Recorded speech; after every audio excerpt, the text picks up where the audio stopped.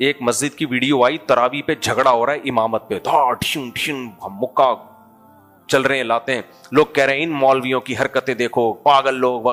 بھائی غلط کہہ رہے ہو آپ, پہلے یہ دیکھو ان میں صحیح کون ہے غلط کون ہے. ہو سکتا ہے ایک صحیح ہو دوسرا ظلم کر رہا ہو آ کے, تو تلاش کرو بھائی کون اس میں ظالم ہے. میں یہاں نماز پڑھا رہا ہوں کتنے سال سے, 2006 سے, آج 2025 ہے. اب مجھے ایک بات بتاؤ, اگر کوئی آ کے بندہ کھڑا ہو جائے مصلی پہ, مجھے ہٹائے, میں پڑھاؤں گا, اور 6 بندے لے آئے بس بھر کے, ہم مسجد پہ قبضہ کر رہے ہیں, تو کیا ہم یوں کہیں گے ٹھیک ہے جی آپ پڑھائیے, آپ نے پڑھا دی ہم نے پڑھا دی, ایک ہی بات ہے. ہمیں یقین ہوگا نا کہ یہ بندہ 2 نمبر ہے. کیا خیال ہے بھائی, کیوں قبضہ کر رہا ہے مسجد پہ؟ نہ محلے والے آپ کو جانتے ہیں, کیوں بلا وجہ آپ پوری بس بھر کے لا کے بندے پہ گھسانا شروع کر دیے؟ ایک مسجد میں اتنے عرصے سے نماز ہو رہی ہے, تو نتیجہ یہی نکلے گا. آپ کہہ سکتے ہو کچھ بھی نہیں کرو, پولیس میں جا کے کمپلین کرو, جب پولیس میں جانے تک پورا قبضہ ہو چکا ہوگا, عین ممکن ہے پولیس کو بھی اپنے ساتھ ملایا ہوا ہو.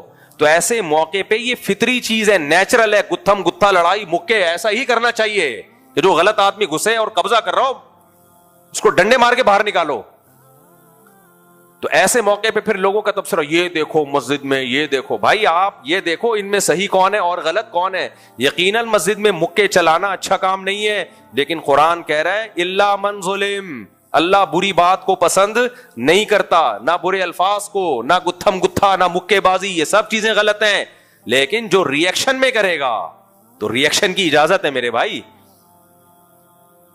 ری ایکشن کی کیا ہے اجازت ہے. ایسے دنیا میں آج مذہبی اسکالر بعض دفعہ اخلاقیات کی ایسی تعلیم دیتے ہیں جو پریکٹیکل لائف میں ممکن ہی نہیں ہے. کوئی آپ کا پاجامہ اتار کے چلے جائے, اب مثال سمجھ میں آئے گی. آپ زیادہ پہلے تو یوں کر کے کھینچو گے نا اوپر, غصہ آئے گا کہ نہیں آئے گا آپ کو؟ پھر دوبارہ اتارے تو آپ کیا کہو گے؟ نہیں دیکھیں میں ایکسکیوز می, اب اٹھا کے چماٹ مارو گے آپ اس کو. اچانک ایک ویڈیو کسی نے کیمرے میں وہ ویڈیو بنا لی, آپ اس کو تھپڑ مار رہے ہو, گالیاں دے رہے ہو, یہ کر رہے ہو, لوگ کہیں یہ دیکھو اس دن یہ اخلاق پہ پورا مقالہ لکھا ہے انہوں نے, آج تھپڑ بھی مار رہے ہیں, گالیاں بھی دے رہے ہیں. بھائی یہ گالیاں کس بات میں دے رہا ہے, کس کے جواب میں گالیاں دے رہا ہے, یہ تو دیکھو. رونے بھی نہ دے, وہ تمہارا پاجامہ اتار رہا ہے اور تمہیں غصہ بھی نہ آئے, یہ تو بغیرتی ہو گئی نا پھر. تو یہ ہماری سوسائٹی کا تھوڑا مسئلہ نہیں ہے, ایسا لگتا ہے ہر شخص اس جرم میں مبتلا ہے. جب میڈیا پہ کوئی خبر دیکھیں گے وہ اس نے اس کو مارا, ابے دیکھا یہ دیکھو یہ ہے نیک لوگ. تو میں تو اس لیے ایسے اخلاق کی تعلیم دیتا ہی نہیں ہوں جو میں افورڈ نہ کر سکوں. میں تو بتا دیتا ہوں, میں تو گھر میں بھی بتایا ہوا, دیکھو بہت اچھے اخلاق سے میں گھر میں رہنا چاہتا ہوں, ایک لمٹ ہے برداشت کی. گھر میں بھی ہم نے ایسے دھمکی دی ہوئی ہے, کوئی گھر چلتا ہی نہیں ہے لامحدود خوش اخلاق, کچھ بھی کر لو ہمیں بس ہم تھینک یو ہی کہیں گے, ہم ہنسیں گے, ہم کہیں گے کوئی بات. ایسا نہیں ہوتا, دنیا بیچ کے کھا جائے گی آپ کو, دنیا بیچ کے کھا جائے گی. بچے آپ کے باپ بن جائیں گے تھوڑے دنوں میں. آج کل موٹیویشنل اسپیکر کو میں دیکھ رہا ہوں, دیکھیں بچہ جب گھر میں کچھ چیختا ہے نا, چیختا تو اس سے بچوں کا نا ایک وہ ہارمون ریلیز ہوتا ہے. جب کوئی چیختا ہے بچوں کا ایک ہارمون ریلیز ہوتا ہے, اس سے بچہ میں یہ ہوتا ہے, پھر ویسے گاڑی اصطلاحات. یار وہ اخلاق سکھاؤ جو افورڈ کر سکو. بالکل ہی گھر میں ذرا, ویسے تو چیخنے کا گھر میں ماحول نہیں ہونا چاہیے, یہ غیر خاندانی لوگوں کے ہاں ہر وقت چیخو پکار لگی ہوتی ہے. خاندانی لوگ ہمیشہ آرام سے بات کرتے ہیں اور تمیز سے ہی چلتے ہیں. لیکن اگر کوئی ماتحت آپ کا لمٹ کراس کر رہا ہے بار بار تو پھر بھائی تھپڑ بھی بنتا ہے, پھر چیخنا بھی بنتا ہے. پھر اگر اس کو تنبیہ نہیں کرتے تو یہ اس پہ ظلم کر رہے ہو آپ, پھر اس کے ساتھ زیادتی کر رہے ہو, تو پھر یہ اس کے ساتھ زیادتی ہو جائے گی. تو ہر چیز کی ایک لمٹ ہے. پھر بھی بچے کو سیلف رسپیکٹ نہیں, سیلف رسپیکٹ بہت زیادہ دے دی تو فرعون بن جائے گا, تکبر پیدا ہو جائے گا اس کے اندر. ہم کہتے ہیں بچے کی سیلف رسپیکٹ ہوتی ہے, یقیناً ہوتی ہے, لیکن بچے کو تواضع بھی تو سکھانی ہے. اتنا اس کو کر دیا کہ باپ ڈانٹ بھی نہ سکے, باپ نے ڈانٹا, بچہ باپ کو بد اخلاق سمجھ رہا ہے, اس کا مطلب بچے میں فرعونیت پیدا ہو رہی ہے, یہ باپ بن جائے گا تھوڑے دنوں میں. تو اخلاق اصل ہے, لیکن ہر چیز کی ایک لمٹ ہے, اس لمٹ کو کسی کو بھی کراس نہیں کرنے دینا چاہیے. اور دنیا کی کوئی حکومت اس غیر معمولی اخلاق پہ چلتی نہیں ہے. ہر حکومت نے پولیس بھی رکھی ہوئی ہے, جیل بھی رکھے ہوئے ہیں, سخت سزائیں بھی رکھی ہوئی ہیں. بھائی کیوں نہیں کر لیتے؟ جاپانی تو اتنے پولائٹ ہوتے ہیں, اتنے اچھے ہوتے ہیں, چور کو پکڑو تو چنگ پانگ کر کے اس کو سمجھاؤ اور اس کو ہدیے دو, گفٹ دو تاکہ وہ چوری چھوڑ دے. بھائی جاپان میں بھی جیلیں ہیں, ملیشیا میں بھی جیلیں ہیں, امریکہ میں بھی جیلیں ہیں. وہ کہتے ہیں بھائی یہ ہم نے آپ کو بتا دیا, کتنے بڑے بڑے جرمانے لگتے ہیں دبئی میں, آپ سگنل توڑ دیتے ہو, سزائیں ملتی ہیں. تو گھر بھی ایک ریاست ہے, مسجد بھی ایک چھوٹی سی ریاست ہے.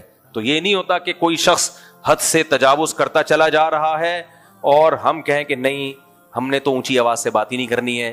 تو حضرت مولانا اشرف علی تھانوی نے بڑی پیاری بات لکھی ہے کہ جب بھی دو بندے لڑ رہے ہوں تو دونوں کو جا کے چماٹ نہیں لگایا کرو اور دونوں کو برا بلا مت کہا کرو, بلکہ یہ دیکھو کہ ان میں صحیح کون ہے اور ان میں غلط کون ہے, تو پھر فیصلہ کرو. ہم لوگ, ہماری ایک عادت ہے جہاں پھڈا ہو رہا ہے دونوں کو غلط. تو اسی میں یہ آج کل جو نئے نئے مذہبی اسکالر آ رہے ہیں اور یہ کہہ رہے ہیں کہ وہ اس سے لڑ رہے ہیں, وہ مولوی اس کو کہتا ہے کافر, وہ کہتا ہے یہ کافر, وہ اس فرقے کو برا کہتا ہے, وہ اس فرقے کو برا کہتا ہے, لہٰذا یہ سارے غلط ہیں. یہ بھی بے وقوفانہ باتیں ہیں. اگر اس دلیل سے سارے غلط ہیں تو پھر تو آپ بھی غلط ہو, کیونکہ آپ ان سب کو برا کہہ رہے ہو, یہ سب مل کے آپ کو برا کہہ رہے ہیں.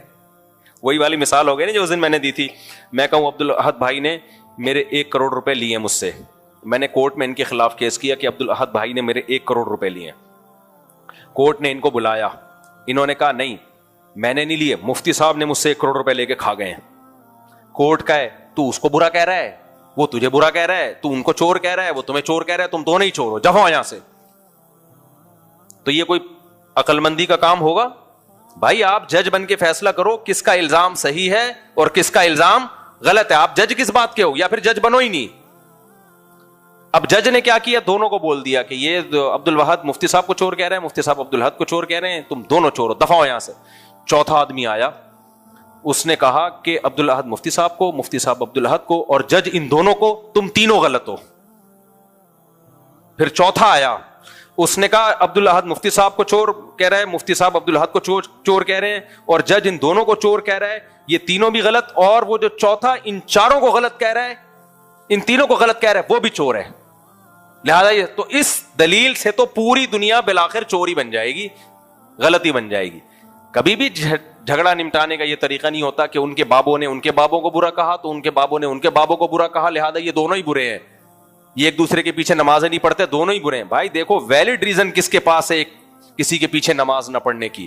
اگر کوئی اس بیس میں نماز نہیں پڑھ رہا کہ بھائی اس کا عقیدہ شرکیہ ہے, تو یہ ویلڈ ریزن ہے. پھر یہ دیکھو عقیدہ شرکیہ ہے یا نہیں ہے. صرف اس بیس پہ کہ وہ اس کے پیچھے نماز نہیں پڑھتا, وہ اس کے پیچھے نماز, اس بیس پہ لوگ اپنے آپ کو نا براڈ مائنڈڈ ثابت کرنے کے لیے سب کے پیچھے نماز پڑھنا شروع کر دیتے ہیں. یہ بارش سے بھاگے پر نالے کے نیچے آ کے کھڑے ہو گئے. آپ اتنے براڈ مائنڈڈ بن گئے کہ اب امام کے بارے میں یہ بھی بحث چھوڑ دیا آپ نے کہ توحید کے عقیدے پہ ہے یا نہیں ہے, شرک کر رہا ہے تو کیسے نماز ہو جائے گی میرے بھائی. تبھی میں لوگوں سے ایک بات بار بار کہتا ہوں کہ بھائی مجھ سے یہ توقع نہ رکھنا کہ مفتی صاحب بہت اچھے اخلاق ہیں, اتنا بے وقوف میں نہیں ہوں کہ میں بہت زیادہ کوشش کرتا ہوں اچھے اخلاق رکھوں, لیکن ہر چیز کی ایک لمٹ میں رکھتا ہوں, ایک لمٹ رکھ. اس کی وجہ سے میں پھر روب رکھتا ہوں سامنے والے پر کہ بس لمٹ کو کراس کرنے کی ضرورت نہیں ہے. اور میرے گھر والوں سے بھی ابھی یہاں بیٹھ کے تو آدمی ہر آدمی بڑی بڑی باتیں کرتا ہے, لیکن بہرحال